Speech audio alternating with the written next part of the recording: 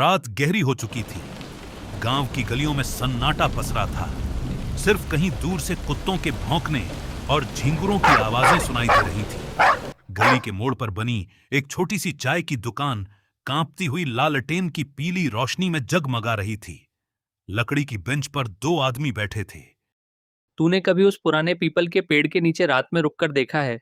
लोग कहते हैं कि वहां सफेद साड़ी वाली औरत दिखती है। कहते हैं वो औरत असल में उसी हवेली वाली है जिसकी बरसों पहले मौत हो गई थी। सुनने में आया है उसकी लाश कभी ढंग से दफन नहीं हुई और उसकी आत्मा भटकती रहती है। हाँ रे, एक बार मेरा चचेरा भाई उधर से देर रात गुजरा था। बोला कि जैसे किसी ने पीछे से उसका नाम पुकारा। मुड़कर देखा तो कोई नहीं, लेकिन पैरों के पास ठंडी हवा का झोंका आया था। उसके बाद कई दिनों तक बुखार में पड़ा रहा। लोग बातें बनाते हैं गोपाल, लेकिन गांव के ही भीमा को याद है ना? वही जो शराब पीकर उस हवेली में घुस गया था। सुबह लोगों ने उसे चौपाल के पास पाया, पूरा पागल हो गया था। अब तो 2 शब्द जोड़ने की भी हालत नहीं है उसकी। तो क्या तू मानता है कि भूत प्रेत सच में होते हैं? ना मानूं तो क्या? आधी रात को गांव के बाहर वाले कुएं पर मत जाना। पता नहीं कौन सी परछाइयां खड़ी रहती हैं वहां। कई लोगों ने देखा है औरत के रोने और बच्चे के हंसने की आवाजें एक साथ आती हैं। चाय की भाप और धुंधली रोशनी के बीच उनकी बातचीत लगातार गहराती जा रही थी। तभी अचानक कदमों की आहट सुनाई दी। दोनों सहम कर इधर उधर देखने लगे। गांव के सन्नाटे को चीरता हुआ उनका तीसरा दोस्त वहां आ पहुंचा। उसका चेहरा थका और बुझा हुआ था, मानो किसी अनजानी यात्रा से लौटा हो। वो पास आकर बैठ गया। कुछ देर का सन्नाटा छाया रहा। अरे तू आ गया, चल अब माहौल बनेगा। तू ही हमें कोई डरावनी कहानी सुना दे। तू तो हमेशा ऐसी कहानियां सुनाता है कि नींद उड़ जाती है।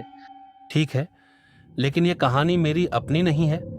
ये मेरे एक दोस्त के साथ घटी थी और उसने मुझे सब कुछ वैसे ही बताया था। सच में क्या हुआ था उसके साथ? वो कहता है एक रात वो अकेला घर लौट रहा था। रास्ता सुनसान था, चारों तरफ सिर्फ अंधेरा और ठंडी हवा चल रही थी।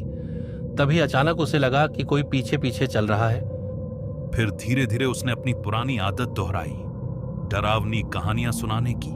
उसकी आवाज धीमी थी, पर हर शब्द माहौल को और बोझिल कर रहा था। उत्तर प्रदेश की घने जंगलों से घिरा एक गांव है, नाम है भैरवपुर। दिन के उजाले में तो ये गांव किसी साधारण बस्ती जैसा लगता है।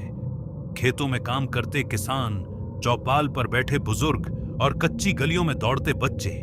लेकिन रात होते ही भैरवपुर की पहचान बदल जाती है। गांव पर एक सन्नाटा छा जाता है, जैसे हवा तक अपनी रफ्तार रोक लेती हो। लोग दरवाजे, खिड़कियां और मजबूती से बंद कर लेते हैं, क्योंकि उन्हें पता है इस गांव की रातें किसी और ही दुनिया से ताल्लुक रखती है। कहते हैं बरसों पहले इस गांव में एक ऐसी घटना हुई थी जिसका जिक्र आज भी फुसफुसाकर किया जाता है। उस घटना के बाद से भैरवपुर की हवाओं में एक साया बस गया। कुत्तों का एक साथ रो पड़ना, पुराने पीपल के पेड़ से आती कराहटें और उस सूखे कुएं के पास सुनी जाने वाली औरत की चीखें, ये सब किसी भ्रम का हिस्सा नहीं, बल्कि इस गांव की सच्चाई है। रात का वक्त था, लगभग 10:30 बज रहे थे। गांव में हल्की हल्की हवा के साथ बारिश भी हो रही थी और यहां अर्जुन के बेटे सोनू की तबीयत बिगड़ती ही जा रही थी। कोने में हल्की सी एक लालटेन जल रही थी। दोनों पति पत्नी अपने बच्चे की तबीयत को लेकर चिंतित थे। अर्जुन का मन तो था कि वह अपने बेटे को शहर के अस्पताल में ले जाए, लेकिन गांव वालों से उसने जो सुना था, उसे सोचकर उसकी रूह कांप जाती थी कि कहीं उसके साथ भी कोई अनहोनी ना हो जाए। सुनिए जी, सोनू की हालत बिगड़ती जा रही है। कुछ कीजिए वरना देर हो जाएगी। हाँ, अब और रुकना ठीक नहीं। मैं सोनू को लेकर साइकिल से ही शहर के अस्पताल निकलता हूँ। अकेले रात का वक्त है जी, रास्ता सुनसान है। मुझे बहुत डर लग रहा है। डर मुझे भी है, पर सोनू की जान से बढ़कर कुछ नहीं। चाहे रास्ता कैसा भी हो, मैं उसे शहर जरूर ले जाऊंगा। हिम्मत रखना। तुम घर पर सोनू की मां बनकर दुआ करना। मैं सोनू का बाप बनकर हिम्मत दिखाऊंगा। भरोसा रखना, मैं सोनू को ठीक करके ही वापस लाऊंगा। उस रात एक पिता अपने बेटे की जान बचाने के लिए एक ऐसे खौफनाक सफर पर निकल पड़ा था जहां कदम कदम पर खतरा था। उस गहरे अंधेरे के बीच साइकिल चला रहे अर्जुन के मन में डर बढ़ता जा रहा था। इस डर का कारण था शहर की तरफ जाने वाला यह इकलौता रास्ता। बारिश अब और तेज हो चुकी थी। बूंदें अर्जुन के चेहरे पर पड़कर जैसे उसे बार बार चेतावनी दे रही थी, लेकिन उसके पास ठहरने का वक्त नहीं था। सोनू की सांसें भारी हो रही थीं और हर पल उसके हाथ से फिसलता जा रहा था। रास्ता सुनसान था। दूर दूर तक सिवाय काले अंधेरे और बारिश की आवाज के कुछ नहीं था। ये वही रास्ता था जिसके बारे में गांव में कई कहानियां सुनी जाती थी। लोग कहते थे कि इस रास्ते पर रात में कोई परछाई चलती है, कोई अजीब सी परछाई जो साथ साथ चलती है और अचानक गायब हो जाती है। सफर अभी बहुत लंबा था, इसलिए अर्जुन अपनी साइकिल तेज चला रहा था ताकि वो जल्दी शहर पहुंचकर सोनू की जान बचा सके। लेकिन अब बारिश बंद हो चुकी थी। थोड़ी दूर आगे जाने पर अर्जुन को रास्ते में एक औरत बैठी हुई दिखाई दी। उसे यह देखकर बहुत आश्चर्य हुआ कि इतनी रात को इस सुनसान रास्ते पर कोई क्यों बैठा है। बेटा जरा रुक जाओ, ये टोकरी भारी है, मेरे बूढ़े हाथ कांपते हैं, उठा नहीं पा रही। अर्जुन ने घबराते हुए कहा। अम्मा, मेरा सोनू बीमार है, मुझे जल्दी शहर पहुंचना है, वरना उसकी हालत और बिगड़ जाएगी। माफ करना अम्मा, अभी मेरे पास जरा भी वक्त नहीं है, ठीक है? बूढ़ी औरत फिर बोली। अरे तू तो नेक लड़का लगता है, मेरी मदद कर दे बेटा, तेरे सिर पर दुआ रहेगी। अर्जुन कुछ पल सोचता रहा, फिर बोला। आप अकेली हैं इतनी रात को। अच्छा बताइए, कहाँ रखना है टोकरी, मैं उठा देता हूं। अर्जुन टोकरी उठाने के लिए झुका ही था कि अचानक उसके हाथ रुक गए। वह घबराकर चारों तरफ देखने लगा। वहां कोई नहीं था, न बूढ़ी औरत, न टोकरी। सब कुछ पल भर में गायब हो चुका था। उसका दिल जोर जोर से धड़कने लगा। हे भगवान, ये मैंने क्या देखा? अभी तो यहीं खड़ी थी अम्मा, फिर अचानक कहाँ गई? नहीं नहीं, ये जगह ठीक नहीं है। डर और बेचैनी उसके चेहरे पर साफ झलक रही थी। वो तुरंत साइकिल पर चढ़ा और पूरी ताकत से पैडल मारने लगा।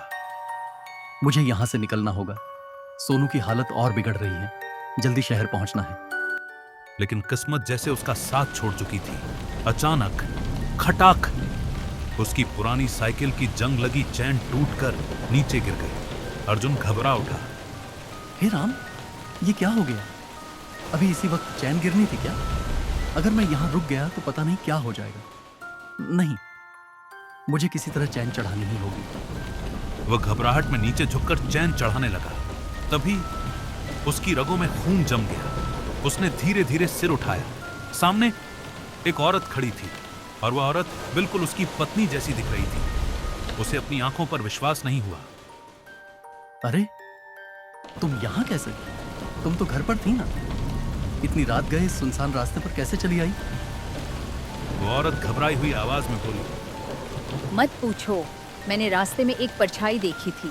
वह लगातार मेरा पीछा कर रही है। मैं बहुत डर गई थी, इसलिए भागकर तुम्हारे पास आ गई। जल्दी करो, हमें यहाँ से निकलना होगा। सोनू को मुझे पकड़ा दो, मैं उसे संभाल लेती हूँ। तुम साइकिल ठीक करो। अर्जुन ने बिना ज्यादा सोचे कहा। अच्छा, अगर तुमने सच में देखा है तो मामला गंभीर है। लो, तुम सोनू को संभालो, मैं चैन लगा देता हूँ। हाँ, जल्दी करो, वह कभी भी यहाँ आ सकती है।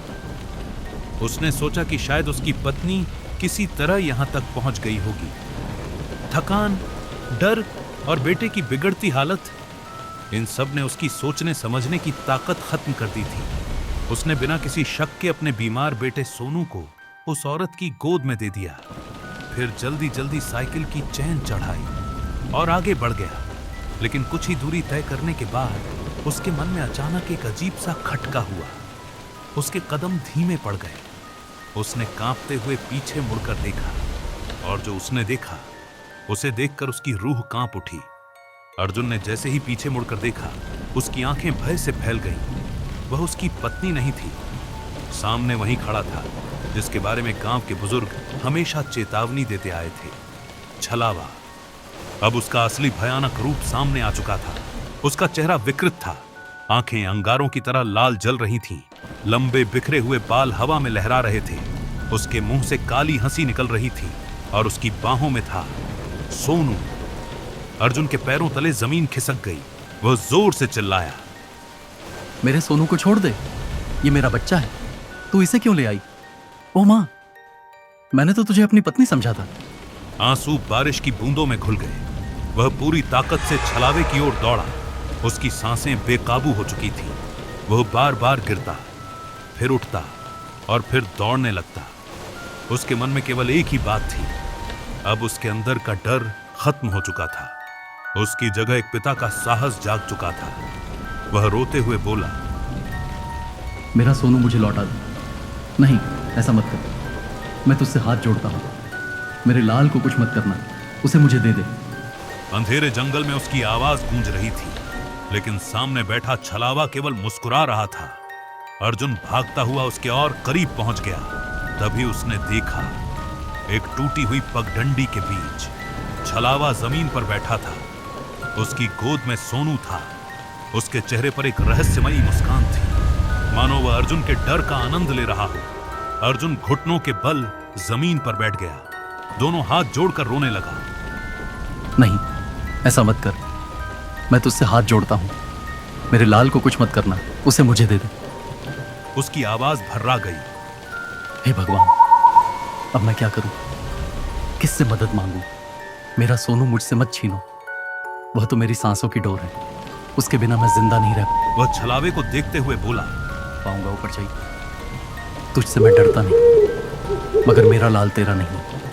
वह मेरी रूह का टुकड़ा है, उसे लौटा दे। अगर मेरी जान चाहिए तो ले जा, लेकिन मेरे सोनू को छोड़ दे। मैं अपनी आंखों की रोशनी भी तुझ पर वार दूंगा। बस मेरा बच्चा मुझे लौटा दे भाई। छलावे की लाल आंखें और भी चमक उठी। उसने अपने लंबे काले हाथ को धीरे धीरे ऊपर उठाया, मानो वह सोनू को नुकसान पहुंचाने वाला हो। अर्जुन की चीख पूरे जंगल में गूंज उठी, लेकिन उसी क्षण अंधेरे को चीरती हुई एक तेज रोशनी सामने से आई। धड़ धड़ धड़।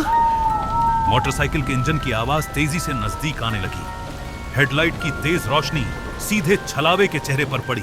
वह जोर से चीखा। उसकी चीख इतनी डरावनी थी कि पूरा जंगल कांप उठा। अगले ही पल उसका शरीर धुएं की तरह हवा में घुलने लगा। कुछ ही सेकंड में वह पूरी तरह गायब हो गया। सोनू उसकी पकड़ से छूटकर जमीन पर गिर पड़ा। अर्जुन बिजली की तरह दौड़ा। उसने तुरंत अपने बेटे को उठा लिया, उसे सीने से कसकर लगा लिया। उसकी आंखों से आंसुओं की धारा बहने लगी। वह बार बार सोनू के माथे को चूम रहा था। अब आसमान से गिरती बारिश की बूंदें उसे डरावनी नहीं लग रही थीं। वे किसी आशीर्वाद की तरह महसूस हो रही थीं। उसी समय मोटरसाइकिल उसके पास आकर रुकी। मोटरसाइकिल अर्जुन के बिल्कुल पास आकर रुकी। हेडलाइट की रोशनी अब भी उस सुनसान रास्ते को चीर रही थी। बाइक से उतरा युवक घबराकर अर्जुन की ओर दौड़ा। अरे अर्जुन, ये तू यहाँ इस हालत में, और तेरी आंखें इतनी लाल क्यों? अर्जुन अभी भी कांप रहा था। उसने सोनू को सीने से कसकर लगाया हुआ था। उसकी सांसें तेज चल रही थीं। आंसुओं से भरी आंखों के साथ वह बोला, तू सही समय पर आ गया, वरना मेरा सोनू, मेरा लाल मुझसे हमेशा के लिए छिन जाता। बाइक वाले ने हैरानी से पूछा, किसने छीन लिया था? यहाँ कौन था? अर्जुन ने कांपती हुई आवाज में कहा, वो कोई औरत नहीं थी, वो छलावा था। उसी ने मेरी आंखों के सामने मेरी पत्नी का रूप बनाकर मुझे धोखा दिया और मेरे सोनू को लेकर भाग गया। भाई, मैं तो डर के मारे मर ही गया था।